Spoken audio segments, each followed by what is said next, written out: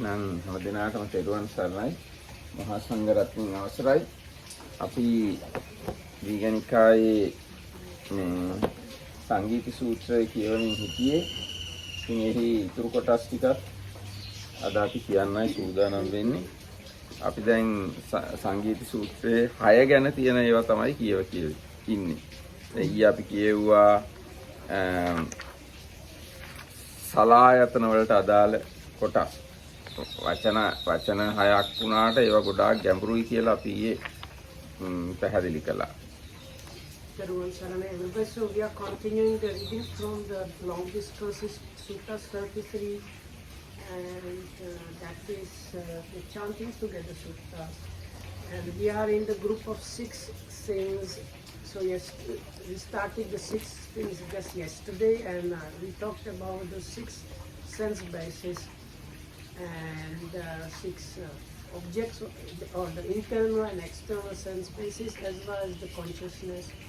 And there was a kind of explanation, even though it seems like obvious and easy to understand, it's actually something very profound. දැන් පැහැදිලිනේ ඒ ආයතන 6 තේරුම් ගන්නවා නම් ඔක්කොම තේරුම් ගත්තා වෙනවා. So towards the end of the class we read the sutta where the Buddha talks about the all, so where the 6 sense bases and the objects, or the internal and external sense bases, are said to be the all. So we finished with the message that if you understand the 6 sense bases, you understand all, or you understand the whole of the universe. එහෙම නැත්නම් මෙහෙමත් කියන්න පුළුවන්. සියල්ල තේරුම් ගත්තා වෙනවා. සියල්ලේ හට ගැනීමත් තේරුම් ගත්තා වෙනවා. සියල්ලේ නිරෝධයත් තේරුම් ගත්තා වෙනවා. සියල්ල නිරෝධගාමිනී පටිපදාවත් තේරුම් ගත්තා වෙනවා. මේ ටික තේරුම් ගත්තා. Or you can say, if you understand all, then you should also understand the origination of the all, the cessation, and the path leading to the cessation. And that is especially in connection with these sense bases. දැන් අද තියෙනවා ඒ වගේම 6ක් ස්පර්ශකාය 6ක් තියෙනවා. මොනවද? චක්කු සම්පස්සෝ, සෝත සම්පස්සෝ, ගහන සම්පස්සෝ, જીවහා සම්පස්සෝ, කාය සම්පස්සෝ, මනෝ සම්පස්සෝ. ස්පර්ශවල 6ක් තියෙනවා. So there are again groups. The word is kaya, but the better translation for is a group or a set of things. So it's the groups of contact, and they are according to the senses. So it's the eye contact group, and ear contact group, nose contact group, tongue contact group, bodily contact group, and the mind contact group. දැන් මේවේ තියෙන ප්‍රශ්නේ තමයි ඒ විදිහට ඒවා තේරුම් අරන් ඉන්නේ. අපි තේරුම් අරන් ඉන්නේ මම දකිනවා, මම බලනවා, මම අහනවා, මම රස විඳිනවා, මම සුවඳ විඳිනවා, මට දැනෙනවා, මම හිතනවා. මේ අනිත්‍ය දකිනවා, අනිත්‍ය අහනවා, අනිත්‍ය හිතනවා, අනිත්‍ය දනවා. ඒ විදිහේ තමයි මේ ලෝකේ ව්‍යවහාර කරන්නේ මේ ස්පර්ශකාය ඇතුළු මේ කියාපු ඒවා ගැන. So when we say I see, I hear, I smell, I taste, I feel, or I think, or I cognize, or he or she or somebody else sees, hears, tastes, smells, feels, or cognizes, it is about those groups of contact, or mental contact. දැන් අපි අර විදිහට මම අනිත්‍යය එහෙම කියලා හිතන්න ඇබ්බැහි වෙලා තියෙනවා. හිත හොඳටම පුරුදු වෙලා ඒ විදිහට. ඒක මේක එකපාරට තේරෙන්නේ නැහැ. Because that's our usual habitual way of thinking. We really almost, we can say, automatic way of understanding and thinking that is that I see, I hear, and so on, or somebody else sees, hears, and so on. ඒකින්ද මේ ඇහැ නැමැති ආයතනය කියන එක තේරුම් ගන්න අමාරුයි. ආයතනයක් විදිහට ඒක පේන්නේ නැහැ. කන ආයතනයක්, නහය ආයතනයක්, එහෙම පේන්නේ නැහැ. එහෙම හිතෙන්නේ නැහැ. එහෙම වටා ගන්න අමාරුයි. අර විදිහට අර අනිත් විදිහට හිතලා ඒ විදිහට පිළි අරගෙන එහෙම හිතන්න හිත ඇබ්බැහි වෙලා Because the mind is very much used, almost at the level of addiction, almost used to think that I am seeing, I am hearing, and so on. We don't take it that within this sense base, let's say the eye or the ear, this particular seeing is arising or hearing is arising and so on. And because of the habitual way of understanding that, it's very difficult to go beyond that or behind it and see that behind what we say I am seeing or I see is the sense base and it, internal and external and the consciousness and so on. ඉතින් අන්න ඒ වගේම ඊගාවට තියෙනවා වේදනා කායවල් හයක්. වේදනා ගොඩවල් හයකුත් තියෙනවා. මොනවාද? චක්කු සම්පස්සජා වේදනා, සෝත සම්පස්සජා වේදනා, ගාහන සම්පස්සජා වේදනා, ජීවහා සම්පස්සජා වේදනා, කාය සම්පස්සජා වේදනා, මනෝ සම්පස්සජා වේදනා. So the next group of 6 things is 6 is a group of feeling or experiencing. So all of them are called sampassaja, means like sense, engagement or contact. So born of sense impingement or sense contact. So there are feelings or experiencing born out of or produced by the eye impingement, and experiencing born out of ear impingement, and nose, tongue, body, and mind impingement. So altogether 6 feelings or experiencings born out the impingement on the corresponding sense base. ඒ වගේම සංඥා කායවල හයකුත් තියෙනවා. රූප සංඥා, ශබ්ද සංඥා, ගන්ධ සංඥා, රස සංඥා, පොට්ටබ්බ සංඥා, ධම්ම සංඥා. So then there is the next group of things, 6 things is the sanya or perceptions. There are also some passages. Yes. No, rupa sanya. Rupa sanya. So here it's the perception forms or sights, perception of sounds, perception of smells, perception of tastes, perceptions of tactiles, and perception of mental objects. දැන් මේවා අපි මේ වචන කිව්වට මොකද සංඥාව කියන්නේ මොකක්ද කියලාම තේරුම් ගන්න අමාරු දෙයක්. So if we say that the multi-term things, it's difficult to understand what is actually meant by this word perception. ඒ කියන්නේ ඇහෙන් රූප දකීම හා බැඳුණු හඳුනා ගැනීමක් තියෙනවා. So if we I will again use the word ear because otherwise we can get into confusion. So if we take the ear and hearing, so when a hearing is happening, together with the hearing there is a kind of recognizing or finding out what the hearing is about, and that is the perception. දැන් මේ ශබ්ද වගේක් එහෙනනේ වතුර වැටෙන. So now you might hear like the water drops splashing sound.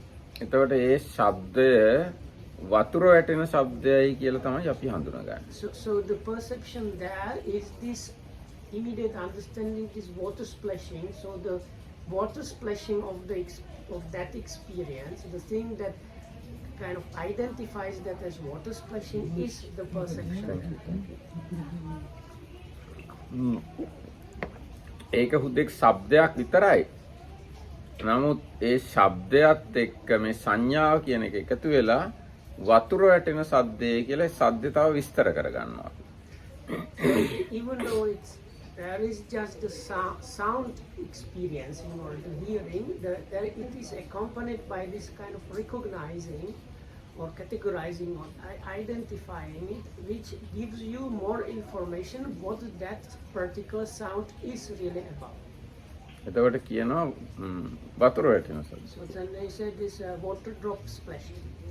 ඊට පස්සේ ඒක තවත් විදියට හඳුනා ගන්නවා චුට්ටක් වතුර වැටෙන ශබ්ද. දැන් ලොකු වතුර වැටෙන ශබ්දය නම් ලොකු වතුර වැටෙන ශබ්දයක් කියලා හඳුනා ගන්නවා. දැන් මේක ගැන හඳුනා ගන්න චුට්ටක් වතුර වැටෙන ශබ්දය. So actually here you can say it's the water splashing, and you also understand it's like probably water droplet, because if you have like a bucket of water splashing, the sound is different. ඊට පස්සේ හඳුනා ගන්නවා වහලෙන් චුට්ටක් වතුර වැටෙන සද්ද කියලා. Then another information you might get is it's the water drops falling off the edge of the roof that are splashing. ඊට පස්සේ තවත් හඳුනා ගන්න පුළුවන් පිටිපස්සේ තියෙන වහලෙන් වතුර චුට්ටක් වැටෙනවා.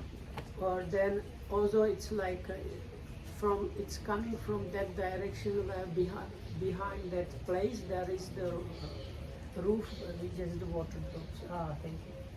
ඒකට අන්න එහෙම හඳුනා ගැනීමෙන් තමයි මේ සංඥාව කියන එකෙන් තමයි එක එක දේවල් හඳුනාගන්නේ. So the first function of perception is perceiving. That's the definition, but here the perceiving really means kind of identifying or classifying or recognizing what the experience is really about. දැන් මේ මම මෙහෙම බැලුවාම වර්ණ විතරයි එහාට පේන්නේ. If I look at you, what the eye consciousness. What the eye consciousness gets is just like a bunch of colors actually.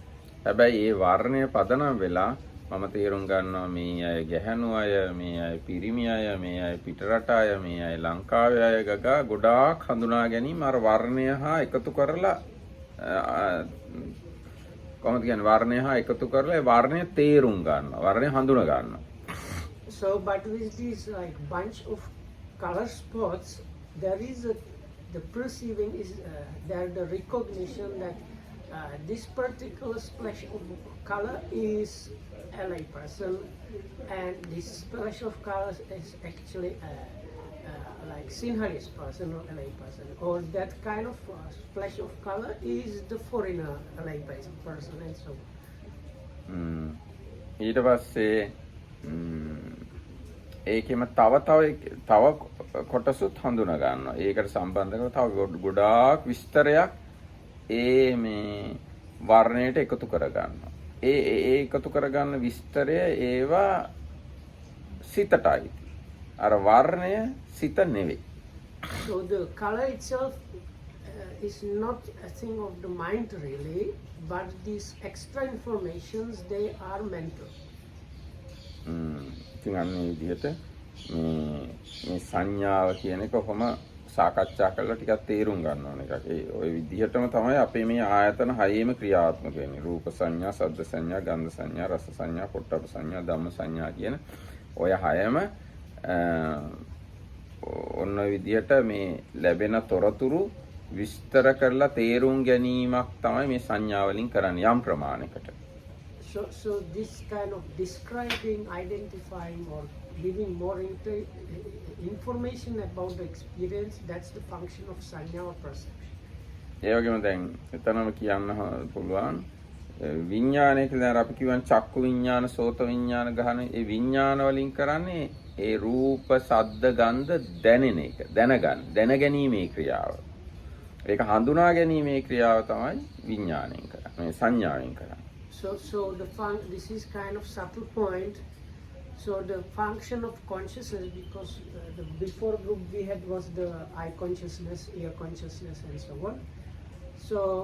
So function of the consciousness is knowing the object, but not like recognizing particles of the object, just knowing. So the like eye consciousness knows the color, and ear consciousness knows the sound, and so on. But the part of that mental process which gives you extra information of the color or the sound is this perception. Do we actually have to put some effort in order to perceive, or is it happening spontaneously without any effort? There's a part spontaneously happening, and another part you can put effort and describe the situation, can understand better way clearly. Actually that part is, or the description and understanding part is called wisdom. Wisdom or knowledge. එතකොට ඒකත් අපිට කියන්න පුළුවන් දැන් විඥාණයෙන් දැනගන්නවා, සංඥාවෙන් හඳුන ගන්නවා, ප්‍රඥාවෙන් තේරුම් ගන්නවා, අවබෝධ කරගන්නවා, වටහා ගන්නවා.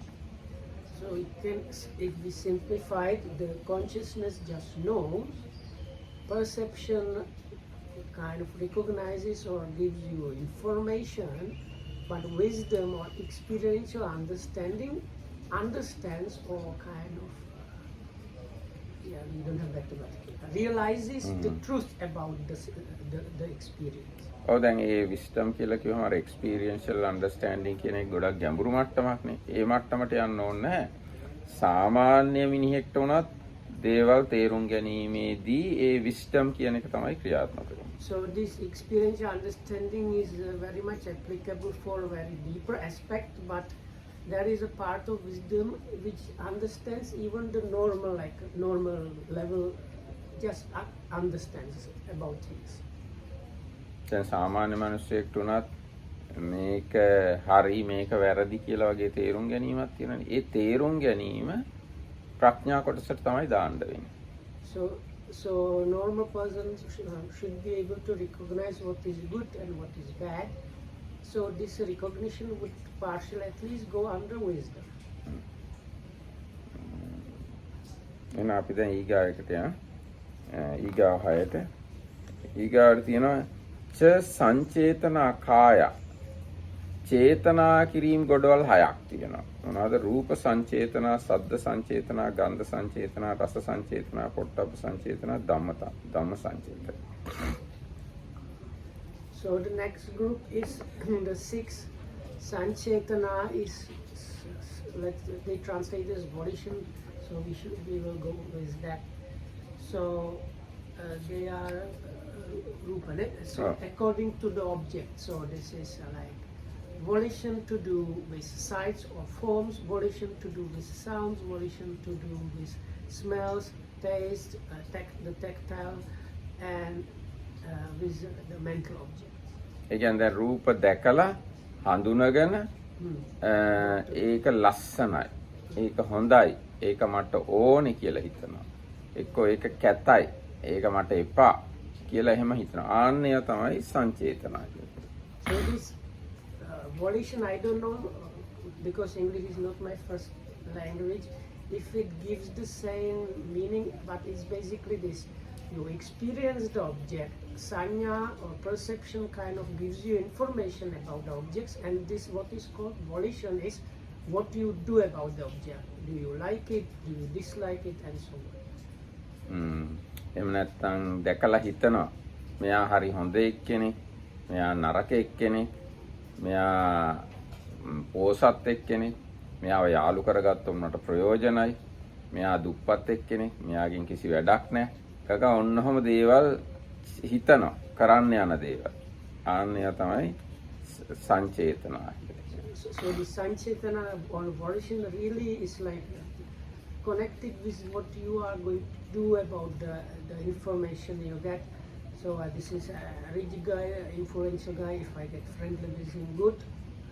Or this is just poor, unimportant person, I no need to get friendly with him. Things like that. So or this is a poor, unimportant person, so if I become friend with him, I can be the big guy. So it can go both ways.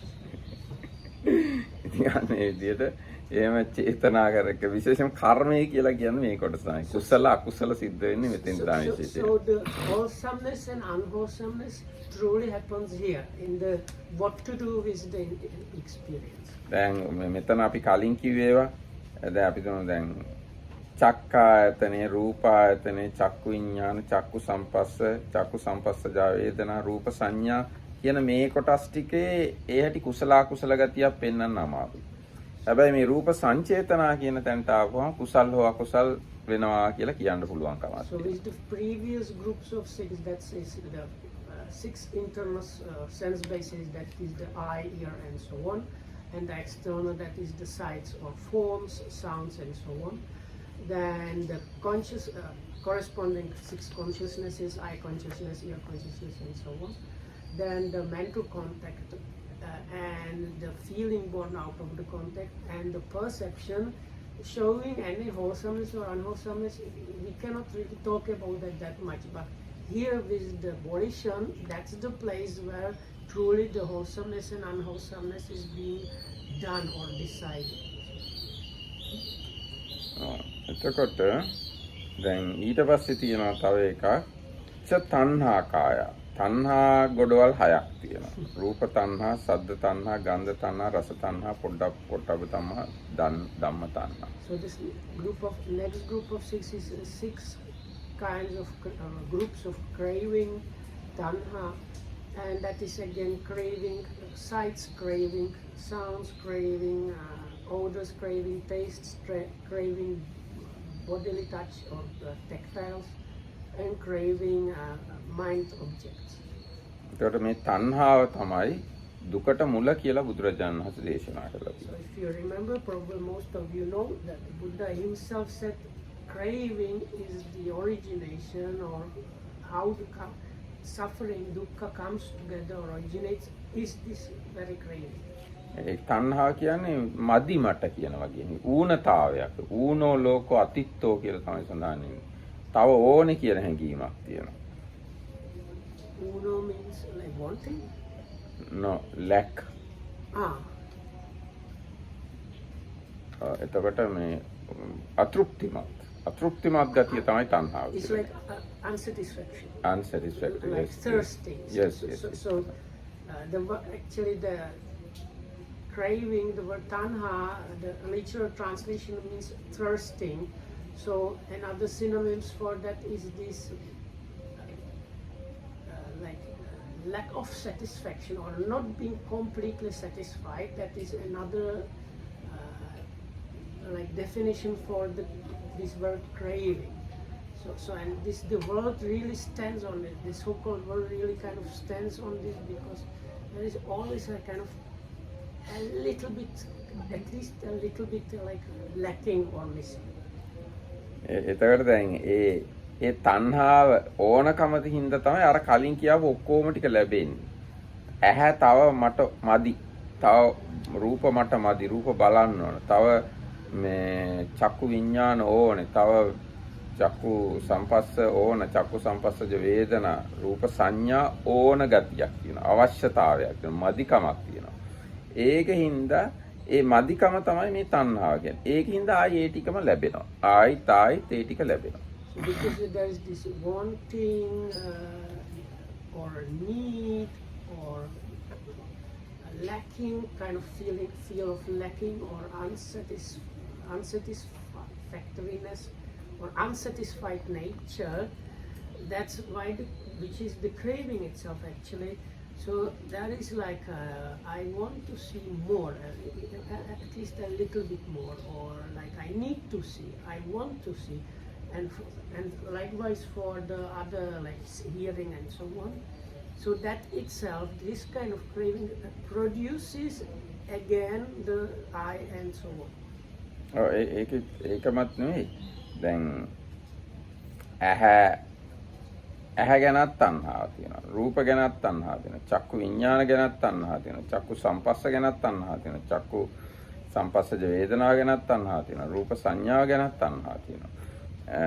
රූප සංචේතනාව ගැනත් තණ්හාව තියෙනවා. තණ්හාව තියෙනවා නම් ඒ ටික ඕනේ කියන එක. ඒ ටික ඕනේ නම් ඒ ටික ආයිත් ලැබෙනවා. ලැබෙන්න නම් ආයි උපදිනවා. It's not only the eye as the sense base, but even the sights and the eye consciousness and the eye impingement, the feeling or experiencing born out of the eye impingement, and the perception that comes together with that experiencing, and even the volition of what to do about the experiencing of the sight.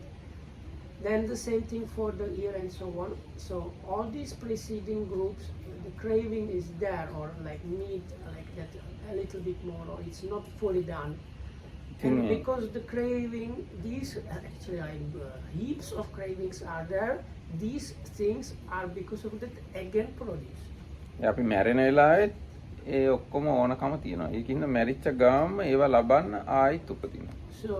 So at the point when we are dying, there is this immense kind of momentum of feeling, lack or needing or wanting is there, unless you are an arahat, and it is precisely that's why the rebirth happens. ඒ කියන්නේ ඒව ලබන්න අලුත් සිතක් උපදිනවා. මේ ශරීරය වැඩ කරන එක නතර වුණාම අලුත් සිතක් උපදිනවා අලුත් තැනක අර කියාපු ටික ලබා ගන්න. ඒවා තව ඕන හින්දා. So because there is, so to say, this momentum, when the body stops functioning, the momentum kind of helps to produce new mind, and because the old body is not available, there is like somewhere else the consciousness arises, and then it goes to, and like that. The process is not broken. ඉතින් ඒ ජීවිතේදීත් ඔය ඕනකම තියෙනවා. ඒකින්ද ඒ ජීවිතේ මැරෙනකොටත් ආයිත් තව අලුත් හිතක් උපදිනවා. තව අලුතෙන් ඕනේ කියලා. So then it's good to say consciousness or mind means momentary thing, because it might sound like some lasting consciousness arises. No, when you die, the next consciousness or next mind that arises does not have the old body, but because of the momentum of wanting these sense spaces and experiences and perceptions, the arisen mind establishes somewhere else, finishes, and the process continues like that until that new body lifespan is gone, and then the next death happens, and the same thing happens unless you are in para. ඉතින් කවදා හරි මේ ඔක්කොම තණ්හාවල් ටික තියනකම් ආයිත් උපදින්න වෙනවා. So as long as you have this craving happening, that long this process, this momentum keeps the whole thing going. Yes. Yeah, so like a new body or a new place, there has to be like in the moment of death, there has to be the new place where to go. So when you die, like the new consciousness has to like establish itself in the new body kind of. New kind of body. Maybe it shouldn't be this kind of gross body. Any kind of body. There are 31 planes of existence. One of that place is the place to arise new consciousness. Sorry. Oh yeah. So it's like a push, and because the push is there, it just don't stop because the body is not there. So somewhere else the push continues again and again produces. And is it kind of in some ways consciously decided where is that going to happen, or is it totally, how can I say, like it's happened according to the karma. If there is a wholesome kind of karma come front, accordingly new consciousness arise. But is my desire at all any factor in that, or it doesn't matter what I would like to be or not? No, your wish is not important. Important thing is your mental conditioning. If it is conditioned in positive way, your next birth happens accordingly. If it is negatively conditioned, unfavorable next arising. And I think very rarely, like Bodhisattva in his last life, he kind of chooses where to go. It is again karma. Bodhisattva has done such a karma, that much But of merits. he's able to kind of do that. Choose. Able to do that means again karma, because he has done such much of merits, he can choose. So even in our normal life, according to our merits, we can select. If we don't have that much merits, we can't select. Now, as example, if a person has a lot of merits and he get lot of money, so he can choose the car which he want. And another one, he has not that much money because he has not done that much merits. So he has to choose one of the cars, only this one or that one. Same way, Bodhisattvas have done enormous merits, so they have ability to choose where to go, where to be gone. Is there a good way to die? Good way to die is in your mind. Should you be in a certain place if you can? at the time of death, if you are really mindful, that is the best way to die. හොඳ සිහියෙන් ඉන්නවා නම් මැරෙන වෙලාව ඒක තමයි මැරෙන්න හොඳම විදිය. එහෙනම් දැන් මේ වෙලාව ගිය හින්දා අපි නතර වෙමු නේද? එන හැම දිනකටම තෙරුවන් සරණයි. the time has elapsed and we are finished here, so maybe well in a clear protected by the